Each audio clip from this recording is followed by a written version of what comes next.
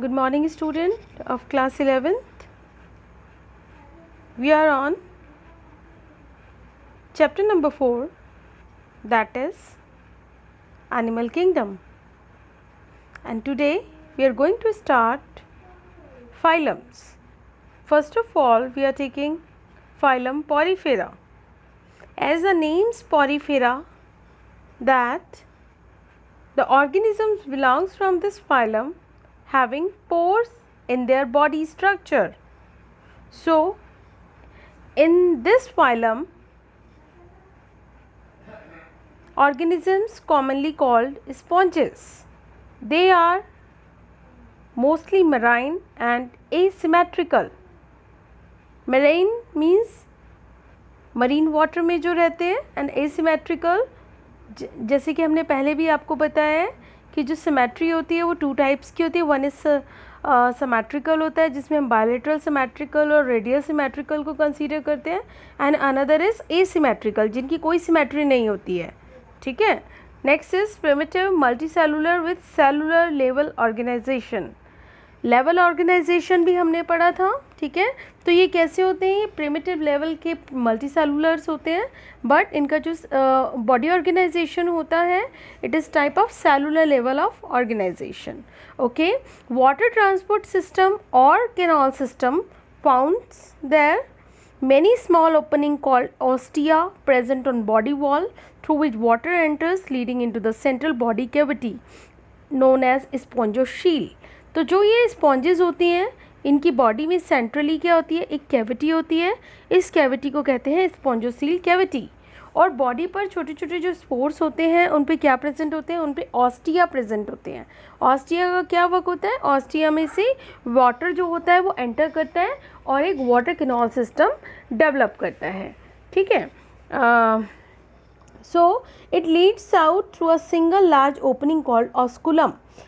ये जो पूरा स्ट्रक्चर होता है स्पॉन्ज का, इसमें केवल एक ही सिंगल ओपनिंग होती है, दैट इज़ कॉल्ड ऑस्कुलम. ठीक है.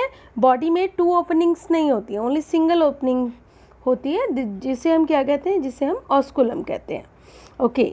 Now the next point is in phylum Porifera food enters the body along with water, the ostia.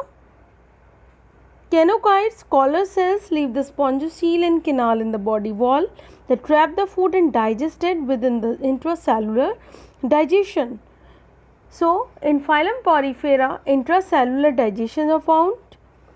Food कहाँ पे enter करते हैं? Food enters in the body cavity and it is absorbed by there with the help of collar cells and spongiosele.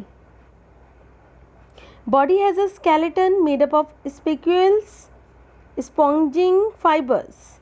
तो जो इनकी body होती है, body का एक स्केलेटन इसमें प्रेजेंट होता है, बहुत ही प्रिमिटिव काइंड का स्केलेटन होता है.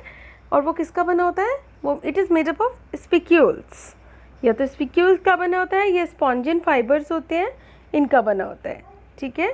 They are hermaphrodite. Hermaphrodite having both the reproductive organs are present in a single body. Okay. So the next is reproduce. Internal and development is indirect, having larval stage that is different from adult.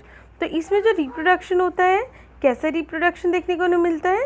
Internal kind of. एक होता है external reproduction and another is internal reproduction. So internal reproduction found in the phylum Porifera. Here is the structure of one sponge. You can see here osculum is a single opening and then collar cells are there in the body cavity. Spongiosele, ये spongiosele है, इसके side में क्या है? collar cells present है. You can see here pores, you can see outer layer, you can see inner layer, then you can see ostia. ये जो pore है इसका जो mouth है that is known as ostia. Here is a structure of sponges. ये आपने देखे होंगे बहुत बार. ये sponges होते हैं, marine water में मिलते हैं. Now the next is phylum Coelenterata. Phylum Coelenterata also known as Cnidaria. ठीक है. इस phylum को हम Cnidaria के नेम से भी जानते हैं. They are mostly aquatic. Okay. They all are aquatic even. They are mostly marine. sessile और free swimming, ठीक है. Radially symmetrical animals, radially symmetry, इसमें radial symmetry देखने को मिलती है. The word Cnidaria derived from the word Cnidoblast, cnidocytes present on tentacles of capturing prey and defense. It has stinging capsules or nematocytes. इनका जो name Cnidaria भी बोला जाता है वो क्यों बोला जाता है? Because due to the present of cnidocytes. Cnidocytes cells present होती हैं इनकी टेंटिकल्स पे जो इनको डिफेंस मैकेनिज्म में हेल्प करती हैं. Next is the central gastrovascular cavity called coelenterons present that opens to outside through a single opening hypostome. Okay, तो इसमें क्या होती है? एक सिंगल ओपनिंग होती है, that is known as hypostome. Digestion is partially extracellular and partially intracellular. तो digestion जो होता है एक कुछ एक्स्ट्रा सेलुलर भी होता है, मीन्स सेल के बाहर, और कुछ इंट्रासेलुलर भी होता है सेल के अंदर. Some of them have skeleton made up of CaCO3 means calcium carbonate. कि इसका एक एग्जांपल अगर फाइलम सिलेंट्रेट्स का एक एग्जांपल लेते हैं सिलेंट्रेटा का, तो इसमें कोरल्स आते हैं. कोरल्स जो कोरल्स होते हैं इनका जो स्केलेटन होता है it is made up of calcium carbonate. Some organisms have tissue level organization like polyp and medusa. Polyp is sessile and cylindrical from like Hydra, Adamsia, etc. Medusa is like an umbrella free swimming Aurelia. Jellyfish सबने सुना होगा. Jellyfish also belongs from this group, phylum Coelenterata. It is not belongs from the class Pisces, right? Those having both stages show alternation generation and as metagenesis. Polyp produce medusa bisexually and medusa sexually produce polyp, example Obelia. So both kind of reproduction found here you can see. So examples are Physalia, Adamsia, Mandarin. Mandarin means brain coat. Here is a structure of Hydra.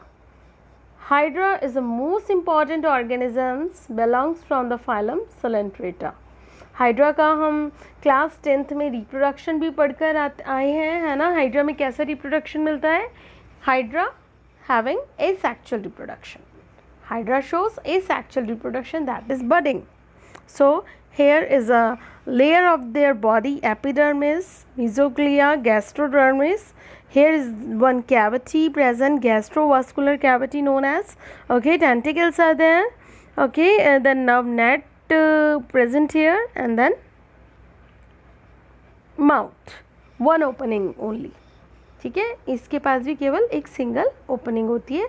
You can see here the examples of phylum Coelentrates. Okay student, I hope these two phylums clear to you all, and in the next session we will discuss about more phylums. Thank you.